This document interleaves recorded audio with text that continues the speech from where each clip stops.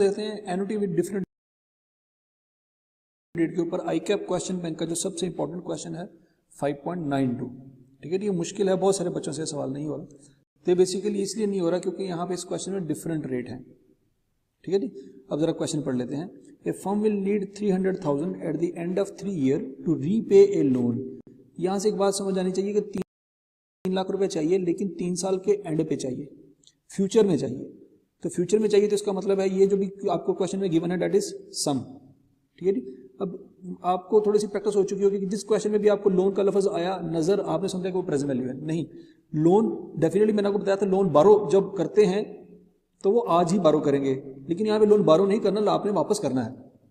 ठीक है जी, और फ्यूचर में वापस करना है तो 3 लाख रुपए फ्यूचर में लोन वापस करने के लिए चाहिए आपको।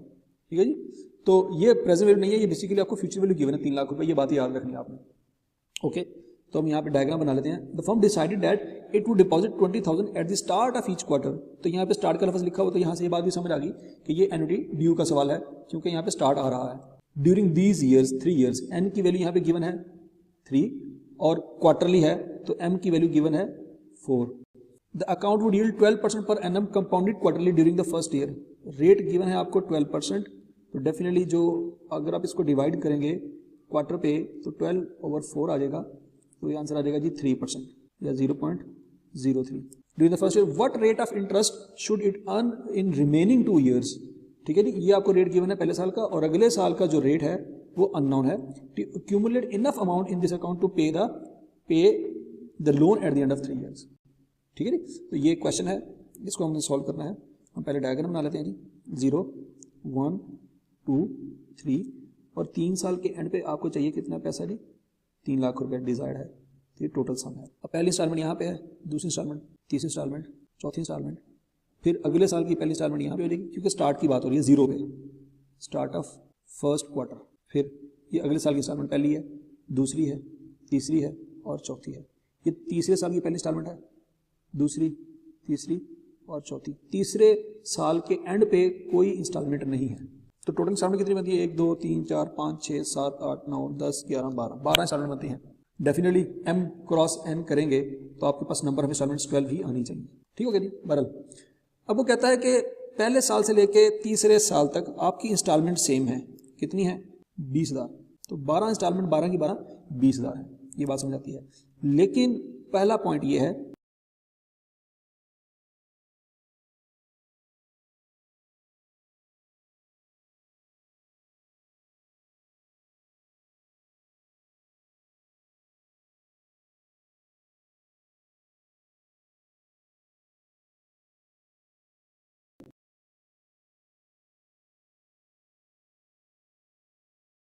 कि यहाँ से पहले साल में जो रेट है डेट इज 3% पर क्वार्टर, अगले साल में जो 2 साल में जो रेट है वो अननोन है पर क्वार्टर।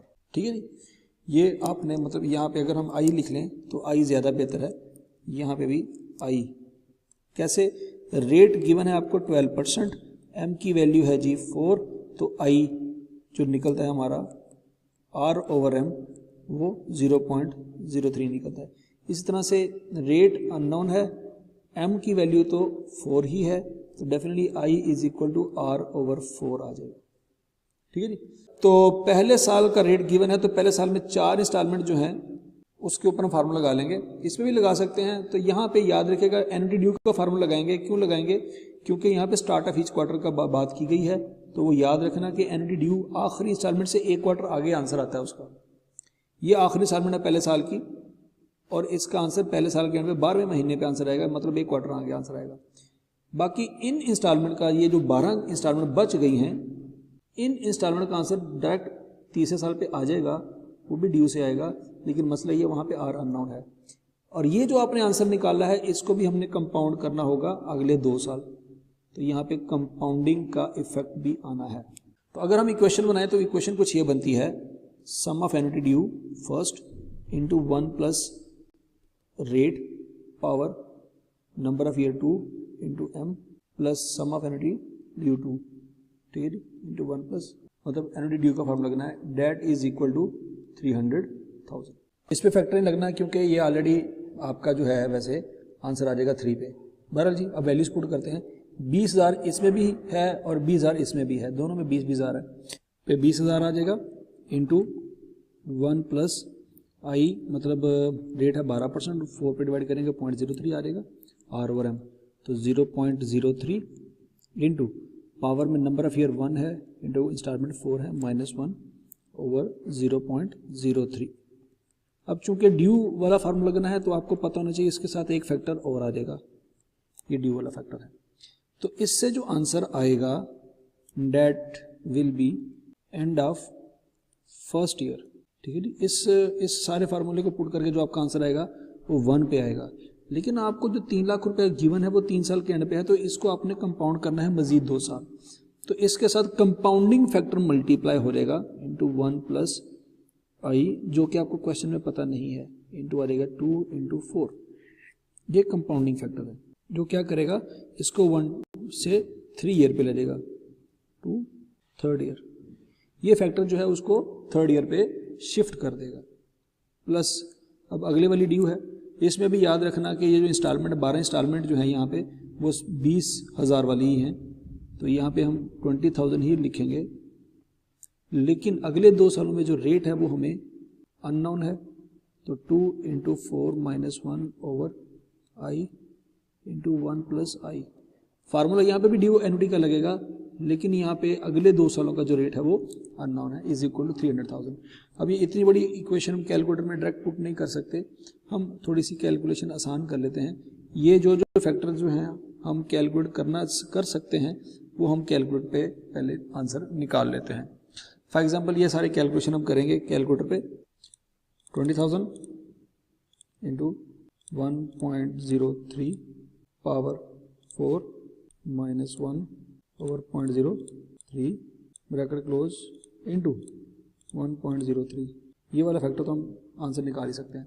86182.71 86182.7162, ठीक है जी। ये यहाँ तक आंसर आ गया। अब उसके बाद ये वाला फैक्टर यहाँ पे एज इट इज आ जाएगा क्योंकि ये अननोन है, पावर हो जाएगा जी 8। अब ये फैक्टर भी एज इट इज हम ये साथ लिख लेंगे क्योंकि ये हम कैलकुलेट नहीं कर सकते, इज इक्वल टू 300,000। अब हम ये फैक्टर जो है आपके सामने जो लिखा हुआ है इसको हम कैलकुलेटर में पुट करके आंसर सॉल्व करने की कोशिश करते हैं, ठीक है जी। ये आंसर है, इसके साथ ब्रैकेट लगा लेते हैं हम। आंसर का मतलब है कि यहाँ तक की वैल्यू ऑलरेडी पुट है, या हम वैसे ही लिख लेते हैं 86182.7162 into 1 plus x power 8 plus ये वाला फैक्टर लिखेंगे जी 20,000 into bracket 1 plus alpha x bracket power 8 -1 over x bracket close into 1 plus alpha x equal to 300,000। Shift solve equal, तो याद है 0.0345। आई की वैल्यू होती है जी 0.0345, ठीक है जी। कंप्लीट देख लेते हैं क्या आती है 02। ये आई आया है, आई का मतलब होता है आर ओवर एम, और आर ओवर एम का मतलब है आर ओवर 4 0345। तो आर कैसे निकल आएगा, ये 4 दे जाके मल्टीप्लाई हो जाएगा 0.0345 इंटू 4, हम यहाँ पे देख लेते हैं 0.0345 इंटू 13.8%, ठीक है। तो ये 13.8% कंपाउंडेड क्वार्टरली हमारा रेट आंसर आता है। तो यहाँ पे देखते हैं जी ऑप्शन है जी 13.8%, ये आंसर है हमारा। तो अब देखें कि काफ़ी ट्रिकी क्वेश्चन है, काफ़ी मुश्किल सवाल है। तो ये डेफिनेटली उस बच्चे को पता होगा जिसको पता होगा कि एनुटी विद डिफरेंट आर, अगर क्वेश्चन में इंटरेस्ट रेट डिफरेंट हो